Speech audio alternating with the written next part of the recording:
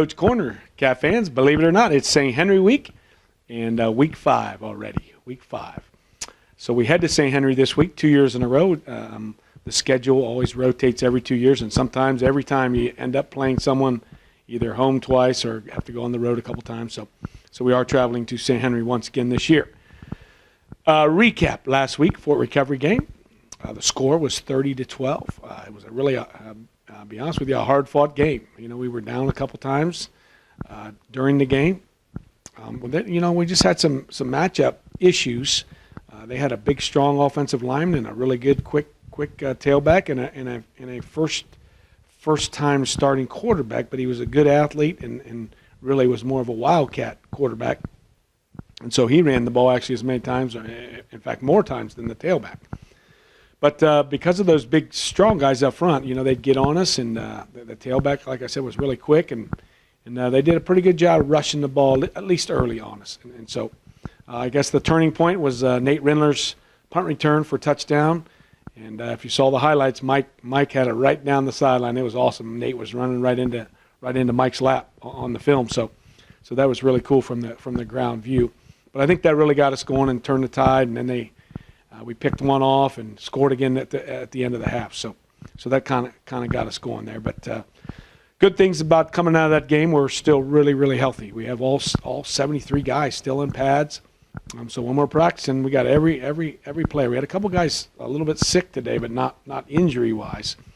A couple young guys. But that's a good sign, and then knock on wood that we stay healthy like that.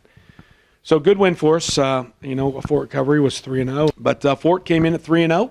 Marion came in at 2-0, and so Delphus Jefferson came in at 1-0. So each of those games we got their first loss.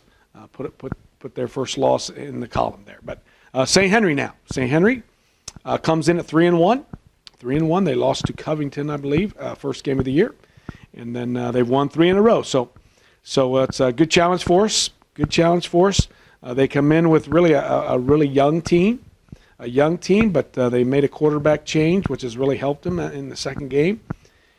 And they're starting to spread the wealth and get guys the ball and moving it around. And sometimes they're in the eye, sometimes they're spread. So really a lot like Marion in a lot of ways, offensively and defensively. And so we got to make them work. We always talk about defensively making teams work and using our kicking game to our advantage and making them go the long haul. And if we can do that,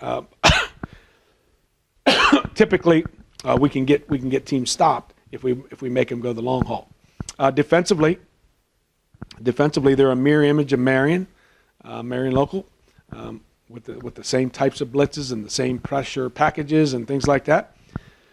So keys in that are to prevent big loss plays, especially like on first down. You want to really prevent getting those negative plays and make big plays because when teams blitz, that opens up some opportunities to make some big plays. And so the other thing that's really, really been good for our offense this year, we have 1 turnover in 4 games. So that's been huge.